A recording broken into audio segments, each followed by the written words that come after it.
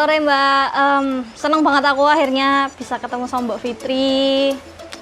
Dari apa ya? Dulu tuh aku pernah lihat satu foto di Instagram gitu kan. Fotonya tuh menurutku tuh bagus, keren. Aku cari-cari dan aku follow. Dan ternyata sewaktu bergabung di sini, aku baru tahu bahwa itu sebenarnya itu karyanya Mbak Fitri. Dan sebenarnya pertemuan ini tuh menurutku cukup tak terduga, bener-bener berjodoh banget. Asli Mbak, itu jadi dulu tuh ya itu aku ngelihat yang apa ya, karyanya yang pakai es batu itu, terus yang terus yang bedoyo silikon ya, bedoyo silikon itu aku kok ini kok bagus, terus aku follow baru ngeh ternyata dan aku tidak men-follow up balik ya. Baru tahu kemarin gitu loh. 4 April apa ya Mbak ya, baru di follow up itu. Akhirnya dari teman-teman dari nobar kan, terus ini akan ketemu dengan Mbak Fitri. Belum ada bayangan sih Mbak Fitri siapa ternyata, dan wow, jodoh banget. Mbak Fitri dulu nih kuliah di ISI Solo. Kalau lihat karya-karyanya itu kan kontemporer tuh Mbak. Kalau kuliah di ISI Solo apa itu kan sebenarnya lebih kental sama tradisinya, lebih dalam sama tari-tari tradisi. Gimana sih Mbak prosesnya kok sampai sekarang bisa malah lebih aktif ke kontemporer kayak gitu-gitu, gimana Mbak? Aku juga nggak tahu ya. Mungkin cerita sedikit dulu background ketika aku mengenal dunia tari gitu loh. Pertama, aku lahir di lingkungan penari gitu. Karena aku kebetulan lahir di Ngasinan. Kentingan itu wilayah satu area dengan kampus itu yang ada di Ngasinan gitu. Tapi setelah kelas 2 SD, keluargaku pindah ke satu daerah di Somowono sana, di lereng Gunung Ungaran. Dan kebetulan juga aku punya saudara yang punya sanggar Ngesti Pandowo, itu wayang orang Semarang gitu. Terus dia setiap minggu itu membuka sanggar gratis untuk anak-anak kampung Desa Sumberrahayu itu yang aku tinggalin gitu. Terus ya dari situ juga aku kok dipertemukan lagi dengan dunia tari gitu loh. Walaupun ya waktu itu tari-tarinya ya tari-tari tradisi, kreasi baru. Dan waktu SMP juga tumbuh ke SMP juga ekstrakurikulernya ikut tari gitu. Terus akhirnya tertarik dengan tari, pengen melanjutin di SMKI Solo. Dan waktu itu memang bayangan tari itu ya Bagong atau Didi Ninitowo gitu loh. Kreasi baru atau ya kreasi baru lagi gitu loh. Tapi kan terus ketika belajar di SMKI Negeri Surakarta itu banyak belajar tari tradisi Jawa, klasik terutama. Ya, terus aku menyelami dunia tari tradisi klasik itu, kembali ingatan memoriku bahwa aku juga menghirup nafas tari tradisi itu di lingkungan kelahiranku gitu loh. Terus kenapa aku juga tradisi itu penting. Tradisi itu seperti darahku. Dia seperti nafasku gitu loh. Dia bisa hadir setiap saat, tapi tidak harus darah itu keluar gitu loh. Tidak harus darah itu dilihatkan bahwa darah itu merah, pastilah darah itu merah gitu loh. Terus dari mulai habis SMKI mulai masuk, dan di SMKI juga dari kecil sebetulnya sudah mulai sering-sering membuat kayak kalau dulu itu ya tari gerak dan lagu gitu-gitu ya waktu masih kecil. Terus SMKI juga udah mulai ada mata pelajaran itu komposisi. Kalau dulu kan bukan koreografi tapi komposisi gitu loh. Komposisi yang cenderung gerak-gerak bebas gitu. Terus ketika masuk ke STSI memang aku tertarik untuk mengambil jalur koreografi, penciptaan karya gitu. Tapi waktu angkatanku itu di semester 7 pembawaan itu harus membawakan tari tradisi, tidak boleh langsung membuat karya. Membuat karya itu hanya untuk tugas akhir gitu. Jadi itu menurutku juga bagus karena bekal tradisi itu masih berlanjut terus, tidak diputus. Terus setelah itu kan angkatan 2000 itu kayaknya udah dimulai langsung masuk ambil jurusan koreografi atau langsung ambil skripsi, pengkajian atau ambil kepenarian gitu. Kalau kepenarian bisa menarikan tari karyanya siapa atau bisa mengambil karyanya siapa untuk di karya ulang gitu-gitu. Terus dari situ ya aku tertarik ngambil koreografi karena pertama di situ tidak ada pakem. yang adanya adalah pembebasan, dalam artian pembebasan tidak hanya sekedar gerak tapi pembebasan ide ya, di mana ide itu juga menjadi kendaraan utama untuk tubuh bekerja gitu. Dari ketertarikan itu ya mulai aku kembali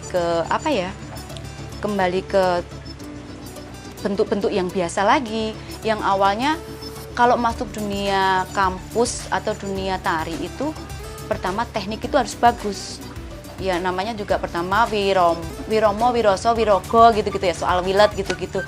Dan itu juga bagus, penting juga ya untuk penari punya sense kayak gitu. Terus tapi ketika kesininya mulai mau menjelang akhir-akhir kuliah atau mulai setelah lulus itu, aku pikir teknik sudah nggak penting karena itu udah bagian dari perjalanan panjang di belakang gitu loh. Yang penting sekarang adalah gimana membuat ide itu untuk diaplikasikan ke tubuh dan sampai ke orang lain, walaupun juga kadang belum tentu juga yang disampaikan itu akan bisa langsung diterima, butuh pencernaan yang panjang gitu. Dan ketika tahun 2003 akhir itu aku ketemu salah satu penyair yang punya nama juga gitu dan pernah berpartner selama bertahun-tahun juga. Ide di situ aku punya ide seperti ini gitu, ngobrol gitu nyambung ya, maksudnya aku nyambung dengan cara pandang dia memberikan bentuk-bentuk artistik gitu loh. Ya secara tidak langsung ada dipengaruhi dan saling mempengaruhi gitu. Dan itu jadi pembahasan kalau di Tari Solo ya, jadi pembahasan internal yang yang begitu, tapi nggak masalah karena terus panjangnya proses ketika aku tidak berhubungan lagi dengan dia gitu dan aku masih bekerja sama, maksudnya bekerja seperti aku yang sebelumnya, jadi orang juga tahu ternyata ya Fitri tidak seperti itu, dia punya maksudnya intensitas dan punya khas yang ya memang dia gitu. Terus dia proses menarik itu ketika aku bertemu dengan tubuh-tubuh, bukan tubuh-tubuh penari, dalam artian bahwa tubuh itu ya bisa menari siapa saja, tidak harus penari profesional. Ketika tahun 2000 berapa ya? 2006 mungkin aku mulai tertarik dengan enggak, sebetulnya sih 2005 2004 dengan teman-teman ada teman psikolog, ada guru TK, ada anak teater, ada anak sastra gitu yang terlibat dalam kerja tari itu. Kita ngomongin ide lalu membongkarnya lewat proses dan terjadilah visual yang diwujudkan dalam sebuah pentas gitu ya. Dan itu menarik karena proses itu aku tidak membuat gerak yang mereka harus meniru seperti aku gitu loh. Jadi proses itu benar-benar tumbuh dan kita mendeskonstruksi, konstruksi lagi kayak gitu bermain. Misalnya aku tertarik dengan benda-benda gitu ya. Karena di tari tradisi pun juga sebetulnya melibatkan benda-benda, tapi kan benda-benda itu kebanyakan menjadi aksesoris atau properti atau ya sebetulnya banyak gitu loh. Tapi kan gimana kalau aku membuat tari yang maksudku bukan bentuk tradisi, tapi benda-benda itu juga hadirnya sama seperti kita, proses bangunnya, proses tumbuhnya itu sama. Jadi tidak ada benda-benda itu yang dikuasai oleh teknik tubuh gitu, teknik tarinya. Jadi benda-benda juga punya nafas juga di panggung gitu. Dengan inspirasi yang seperti itu, apakah hanya benda-benda aja atau mungkin bisa seperti alam atau mungkin hal-hal lain, dan sejak kapan sih Mbak Fitri itu dekat dengan hal-hal seperti itu dan mulai menyadari yang aku bisa membuat karya yang seperti ini dari inspirasi yang ini, tidak harus dengan hal yang saklek seperti itu. Kalau aku sih menurutku ya tidak sekedar benda-benda. Kalau proses tumbuh tubuhku dengan alam itu aku juga mengalami sangat panjang gitu loh. Ketika aku tinggal di desa, nggak sanggar gitu. Hidupku sangat dekat sekali dengan alam, apalagi itu aura desa, aura gunung yang punya maksudnya punya energi magis yang kita sendiri tanpa punya kesadaran itu mungkin juga merasuk ke kerja tubuh kita gitu ya. Jadi kayak proses-proses alam aku sangat mencintai gitu loh. Dan hampir tidak tertarik untuk proses di dalam studio. Di dalam studio itu kira-kira ya hanya berapa persen ketika proses itu akan menjadi eksekusi sebuah pertunjukan, mendekati H berapa gitu. sebelumnya kita benar-benar murni sering proses kemana, entah ke laut, ke gunung, atau ke candi, kemana-mana. Dan itu salah satu proses seperti itu juga aku temukan ketika aku berproses bersama almarhum Pak Suprapto Suryadarmo ya waktu kuliah itu. Jadi aku udah sering diajak ngasisteni untuk murid-muridnya dari luar gitu loh. Dan itu ya menurutku asupan gizi bagus untuk aku ya, karena juga di samping aku punya kenalan orang lain, punya pandangan orang lain, cara bergerak orang lain, cara berpikir orang lain. Tapi ya proses Mbah Prapto itu proses aku senang karena pendekatan dengan alamnya lumayan bagus. Dan tidak ada lelah dengan proses dengan alam itu. Malah justru ngasih energi positif sendiri ya Mbak ya kalau dari alam tuh. Dengan hal-hal yang kayak gitu, pendekatan dengan alam, terus latihan di alam kayak gitu, dalam pembentukan artistik, dalam pembentukan set kayak waktu yang kalau nggak salah karyanya yang aku plastik itu mengenai tentang sungai, itu kan juga alam.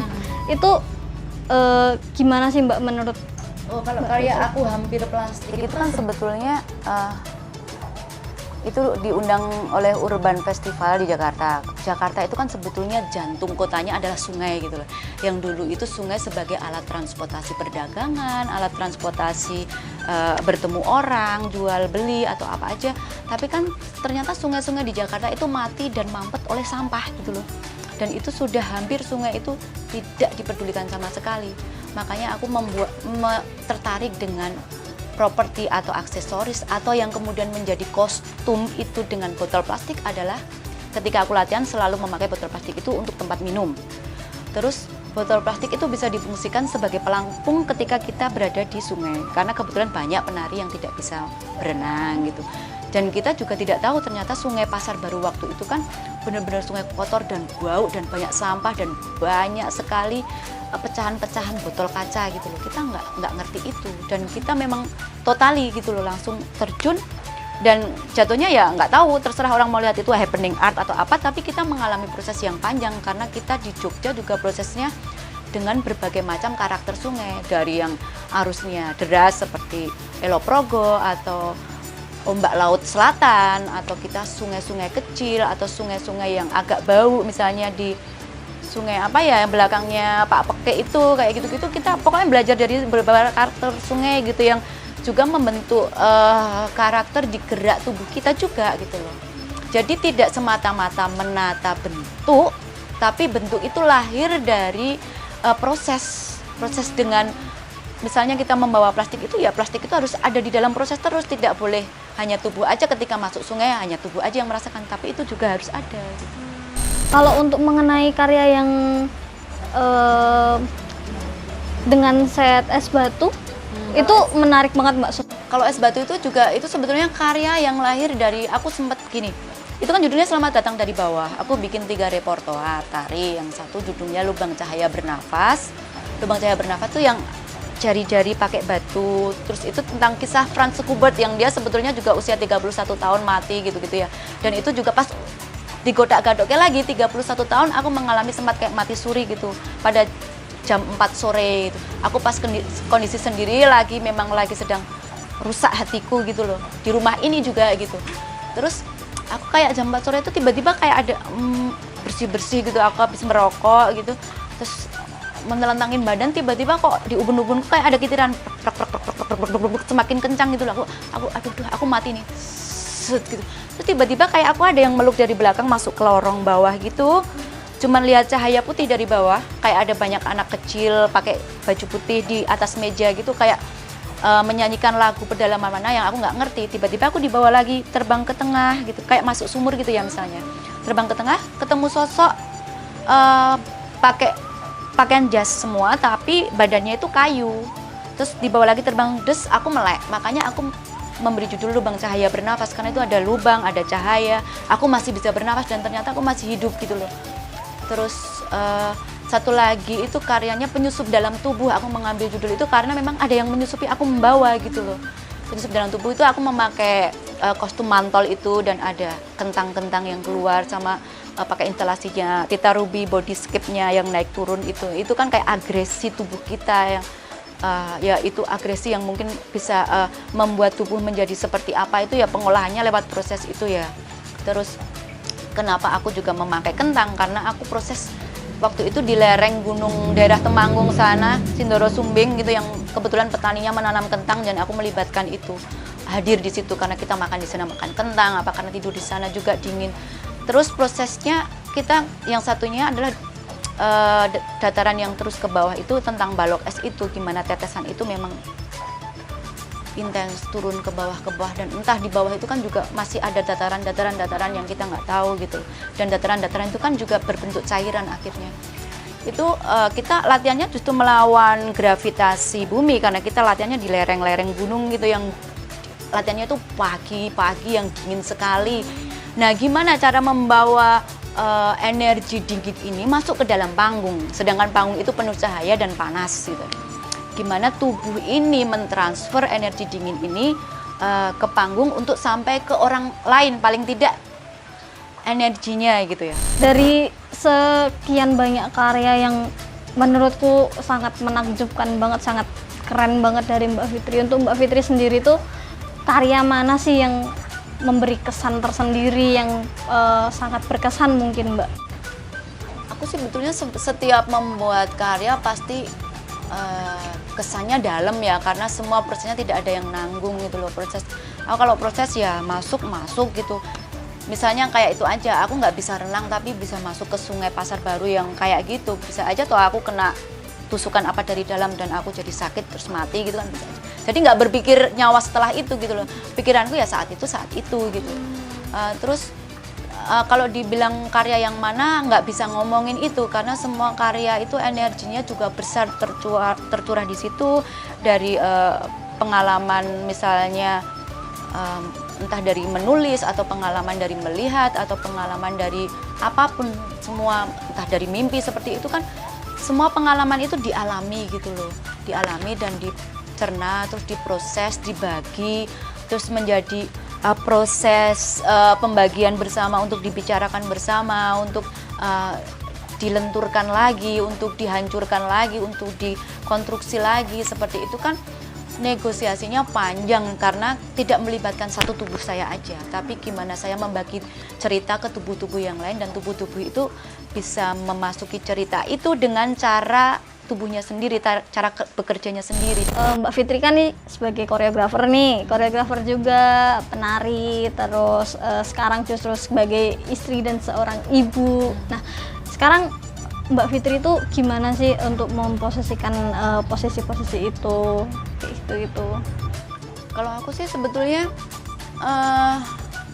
hampir semuanya tidak pernah menghitung atau punya planning gitu, enggak gitu. Hampir semuanya kerjaku adalah yowis ngalir gitu. Tapi kan nggak bisa juga ngalir aja gitu ya. Dan misalnya juga nggak bisa jaga ke ada project gitu kan, nggak bisa gitu loh. Sebetulnya aku orang yang sangat punya hasrat tinggi melakukan proses gitu loh. Tapi memang ketika punya anak itu bukan kendalaku untuk tidak berproses gitu loh. Tapi ini juga proses yang lain ketika aku punya anak, dari merasakan hamil, melahirkan, mengasuh anak sendiri, itu proses tubuhku luar biasa ya, emosional pengolahannya luar biasa gitu. Dan tak pikir ya hampir semua perempuan yang mengalami itu punya cerita yang tidak berbeda gitu. Oke, makasih banyak Mbak ceritanya mengenai proses yang sangat-sangat bermakna, mengenai segala hal yang bisa memberi energi positif sama diri sendiri, sama lingkungan sekitar kayak gitu. Terima kasih, senang banget bisa ketemu sama Mbak Fitri, dan akhirnya sempat penasaran, dan wow, sekarang udah bisa ketemu tuh asli seneng banget. Aduh, aku terharu.